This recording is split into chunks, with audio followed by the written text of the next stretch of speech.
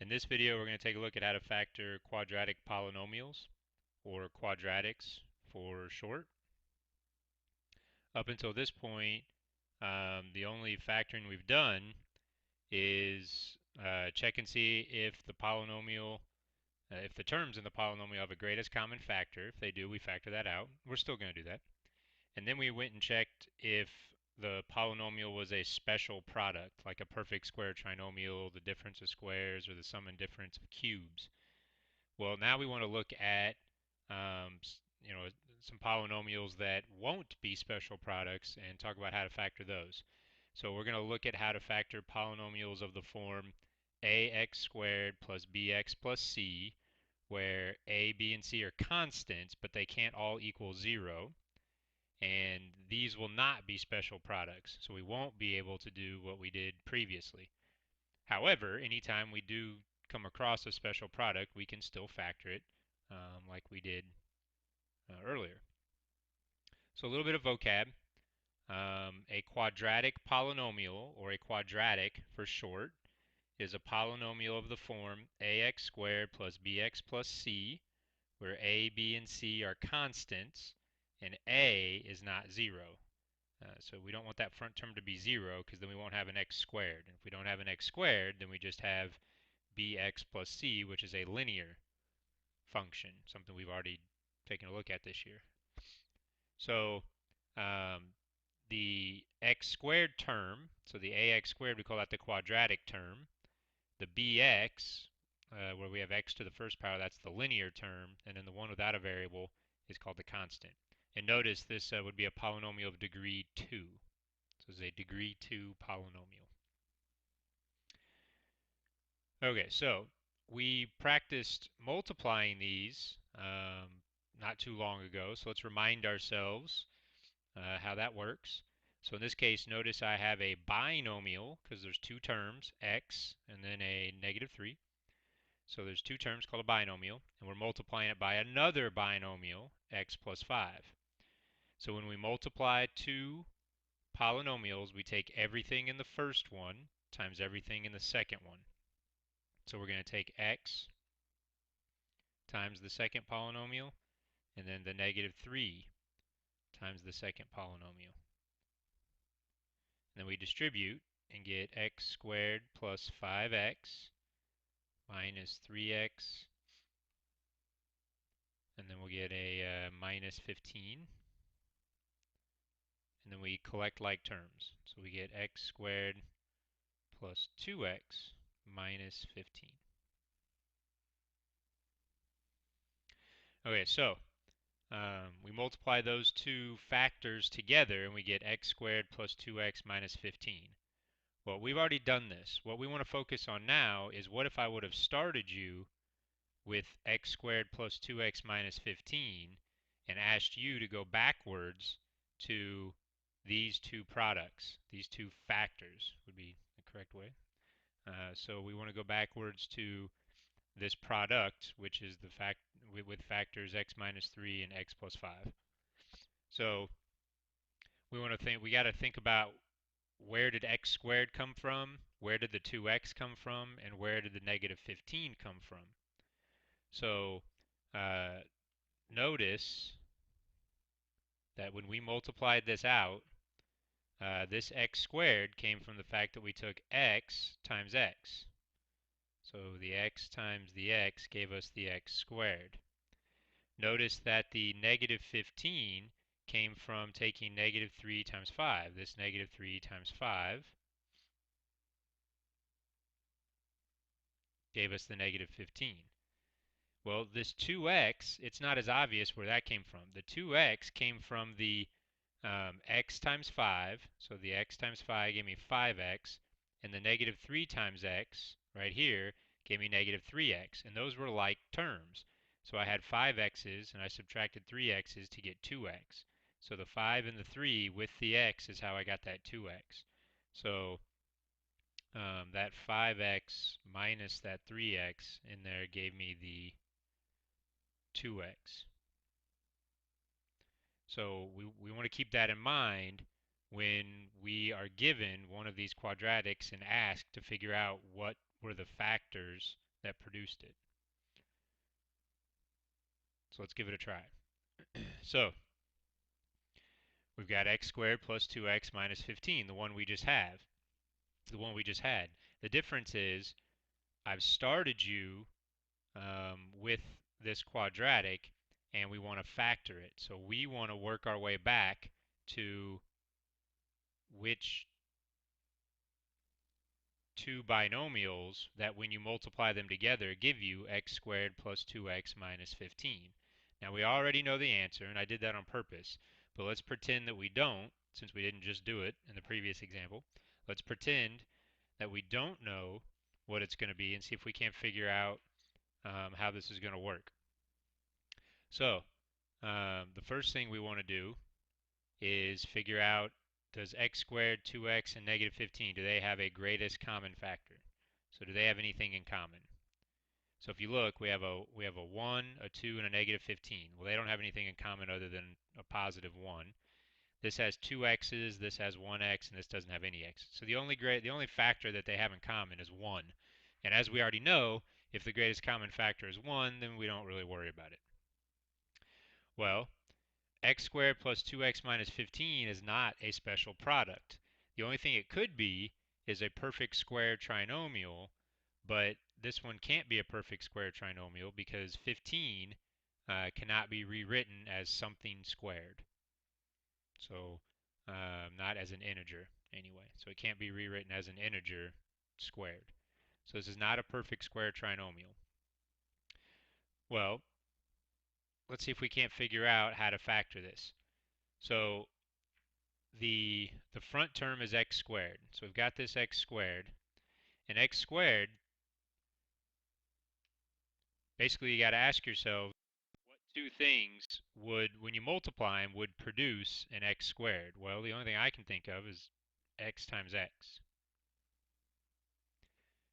Now, it is possible you could have a negative x times a negative x, but as you're going to see when we work out these examples, we don't ever have to worry about that possibility.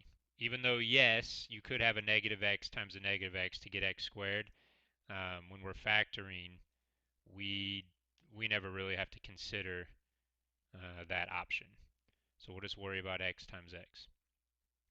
Well, then we've got this negative 15 at the end, and the negative 15, where would that come from? So what numbers multiply to give you negative 15? Well, there's several.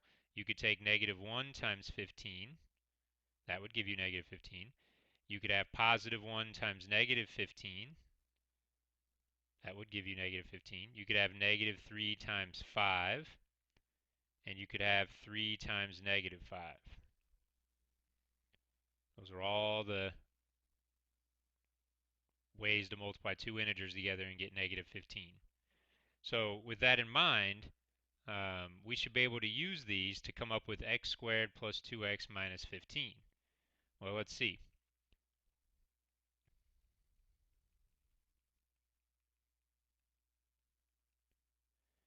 Well, the only way we're going to get an x squared is to take x times x. So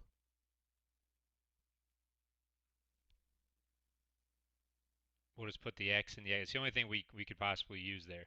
But what goes in the second position could be negative 1 and 15, positive 1 and negative 15, negative 3 and 5, or 3 and negative 5. So let's try the negative 1 and 15.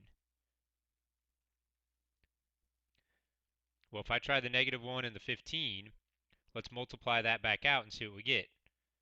We'll get x squared, and then we'll get a plus 15x, and a negative x, and then a negative 15. So we'll take x times both of those and get x squared and 15x. Then take a negative 1 times both of those and get negative x, negative 15. Well, when I simplify, I get x squared plus 14x minus 15. And that's not what we had. We had x squared plus 2x minus 15. So this does not work. Remember, we're trying to come up with two binomials that when you multiply them together give you this quadratic. And these two binomials don't. They give me a positive 14x and it's supposed to be a plus 2x. Okay, so that rules out that one. Well, let's try 1 and negative 15. Maybe that'll work. So we'll go positive 1 and negative 15. So I'm going to get x times x is x squared, and then I'm going to get um, x times negative 15 be negative 15x, and then 1x and negative 15. So we'll get x squared minus 14x minus 15, but that's not what we want either.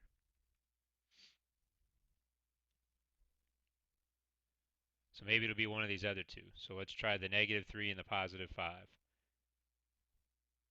So how about x minus 3 and x plus 5? Well, that'll give me x squared, and then plus 5x, and then we'll take the negative 3 times both of those. And this time, we end up with plus 2x minus 15, which is what we wanted. So we found the ones that work. So it'll end up being x minus 3, x plus 5. Which we already knew. So x minus 3, x plus 5 gave us that, but we just wanted to see how we could possibly come up with it on our own. So let's try that again, this time with one we might not know the answer ahead of time. So this time we have 15t squared minus 16t plus 4. Let's start with what the greatest common factor is. So I've got a 15, a 16, and a 4. Well, the only thing that goes into 4 is 1, 2, and 4. But 2 and 4 don't go into 15. So the only thing they have in common is a 1, because they all don't have a t in common either. So greatest common factor is 1, so we're not going to do anything with that. So we want to come up with two binomials that when I multiply them together give me this quadratic. So let's see if we can't figure that out. Well, this front term is 15t squared. So 15t squared, we got to think of where might we get a 15t squared from? Well, we could take t times 15t. That might work. We could do 15t and t. We could also do 3t and 5t, or we can do 5t and 3t. So that's all the factors of 15, 1 and 15 and 3 and 5. Well, that positive 4 at the end, that positive 4, well, that could be 1 times 4. It could be negative 1 times negative 4. It could be 2 times 2, or it could be negative 2 times negative 2. Those are all the ways to come up with a positive 4. So for that front term, we don't really care about negatives, but for that back term, we do. We want to consider the negatives for that back term. All right, so let's see if we can't figure out which ones are supposed to go into these parentheses, these two binomials. So our possibilities,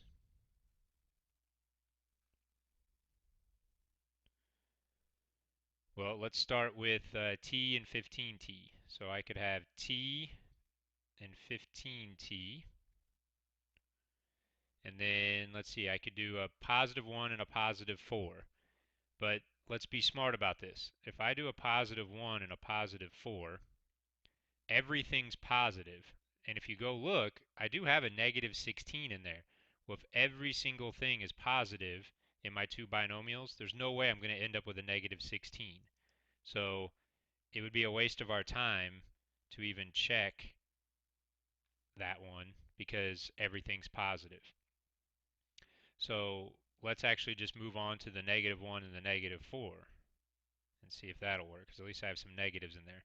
So I'll get 15t squared, and then I'll get negative 4t, and then a negative 15t, and a plus 4. So that'll be 15t squared minus 19t plus 4.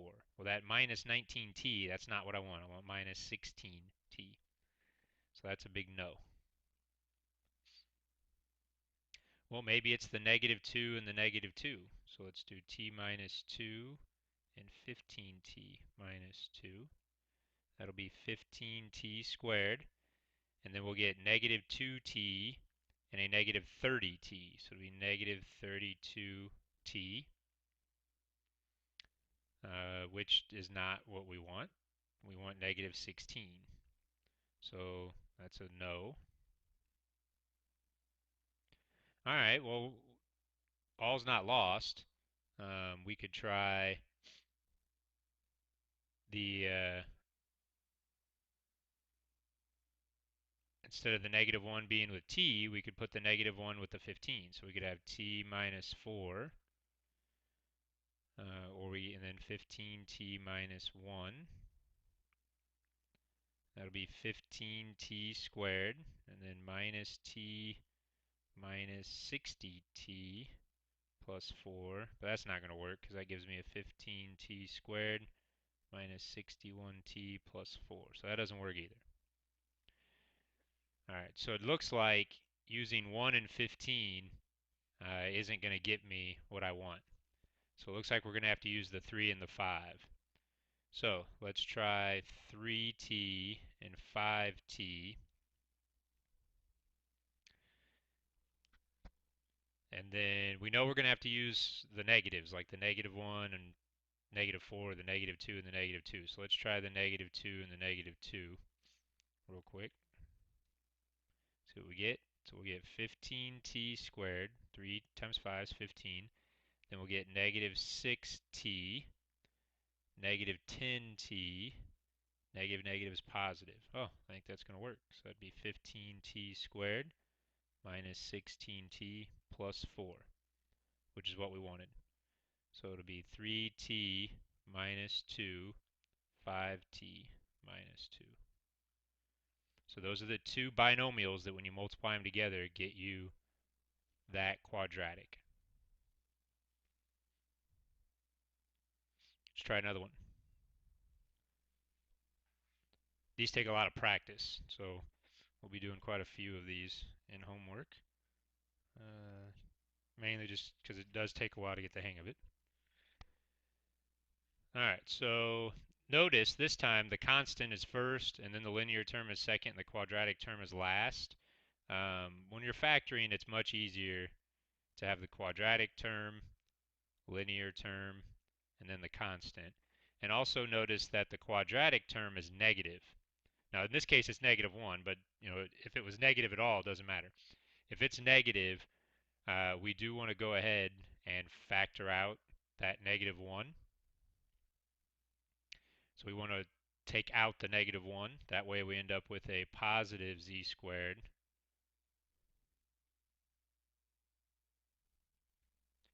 So we'll take the negative 1 out, leaving us z squared times negative 1 would be negative z squared. A positive 2z times negative 1 would be negative 2z. And then negative times negative would be the 3.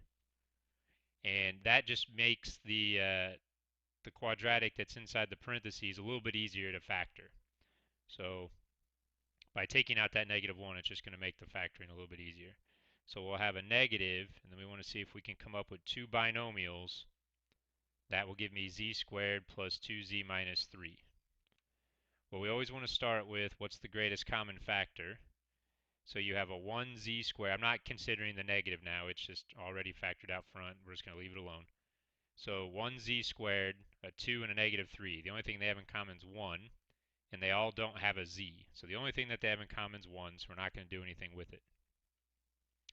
Well, I have a z squared. The only way you can come up with a z squared is z times z. So that makes that handy because that has to be a z times a z. And then the last number is negative 3. And there's not a whole lot of options to come up with negative 3 either. It's going to be negative 1 times 3 or 1 times negative 3. I mean, that's it. Those are only possibilities. So when we go to make our list of possibilities, there's not that many to consider. We're either going to have z minus 1 and z plus 3 with the negative 1 and the positive 3. Or we're going to have z plus 1 and z minus 3 for the 1 and negative 3. So one of these has to work. So let's see, we get z squared plus 3z minus z minus 3, which will give me z squared plus 2z minus 3, which is what we want. So the very first one we try ends up being the one we want. That's always handy. So we want the minus 1 and the plus 3. So our factors will be negative 1, z minus 1, and z plus 3. So when I multiply that all out, I'll get back to the quadratic I started with. All right, so let's take a look at this one. Nothing special here. There's a positive 1. We got an x squared. So let's see if we can't figure out two binomials that multiply together to give me that. So the very front term, x squared, the only way you're going to get an x squared is x times x. So that's nice. And then a negative 3, as we just talked about, it's got to be negative 1 times 3 or 1 times negative 3. So our list of possibilities isn't very long. It could be x minus 1 times x plus 3 with the negative 1 and the 3. That would be x squared plus 3x minus x minus 3, which would be x squared plus 2x minus 3, which is not what we had, so that one's not going to work. So maybe it'll be this other one. So x plus 1, x minus 3, let's see what that gives us. X squared minus 3x plus x minus 3 is x squared minus 2x minus 3. Huh, no, that's not it either. Well, I mean, those are our only possibilities. So we have nothing else to try. So what that tells me is you can't write it like that. There is no way to take this quadratic and write it as the product of two binomials. So what we say is we say x squared plus 4x minus 3 is prime.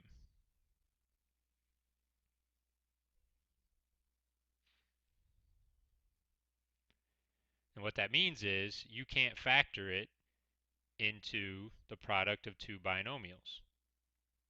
The only thing you can really factor it into, if you really wanted to, although not really worth our time, you could factor it into 1 times itself. But I mean, that doesn't really do anything for us. Okay, so that's why we call it prime, kind of like a prime number. A prime number is any number where the only factors are itself and 1. So this quadratic, I can't factor it into anything else, so it's just, you could factor it into 1 times itself, that's it. So we say that it's prime. Now specifically, it's prime if we only consider integers. So if we're only going to try to factor using integers, then this is prime. A little bit later, and the higher up in math you go, you'll do this a little bit more. You can factor this quadratic using irrational numbers and imaginary numbers and some other types of numbers, which we'll dabble with a little bit later in the course. But for now, we're just worried about integers. And you can't factor this into two binomials using just integers. So we say this is prime. All right, so let's put everything we've done together, and let's look at how to factor something like this. So let's start by finding the greatest common factor. Well, if you look, 3 and 48, they both have a factor of 3 in common.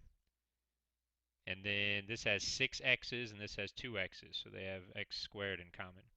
So just like we did before this section, let's factor out the greatest common factor. So we'll take a 3x squared out, and then 3 times 1 is 3. X squared times x to the 4th is x to the 6th. And then 3 times negative 16 will be negative 48. X squared times 1 is x squared. So we end up with 3x squared times x to the 4th minus 16. Now, at this point, we may be done factoring, but don't assume you're done. Make sure it can't factor anymore. So sure enough, if you look, you have x to the fourth minus 16, which is the difference of squares. So we can keep factoring, so we need to keep factoring. So we can write this as x squared squared minus 4 squared. That's the difference of squares. So we end up with 3x squared, x squared plus 4, x squared minus 4. And again, we're not necessarily done. Make sure you go look and see, do any of the other ones factor? Well, x squared minus 4 is the difference of squares again. So this will be 3x squared, x squared plus 4, x squared minus 2 squared. And then we end up with 3x squared times x squared plus 4, x plus 2, and x minus 2. Well, now if you go look, none of these are special products, and none of these are quadratic trinomials. None of these are ax squared plus bx plus c. So this is as far as we can take it. There's nothing else to factor.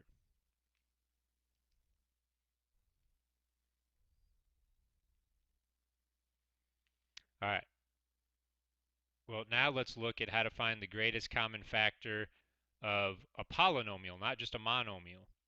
So what we've got here are two polynomials with three terms, and we want the greatest common factor for both of these.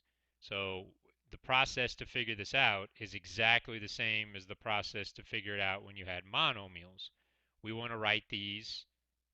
We want to write these polynomials as we want to do the prime factorization. We want to write these as the product of primes. So the first thing we're going to do is come up with the greatest common factor for each term. So if you look, we have a 12, a 12, and a 3. So they all have a 3 in common. This has 3 p's, this has 2 p's, and this has 1 p. So they all have a p in common. And if you look, they all have a q in common.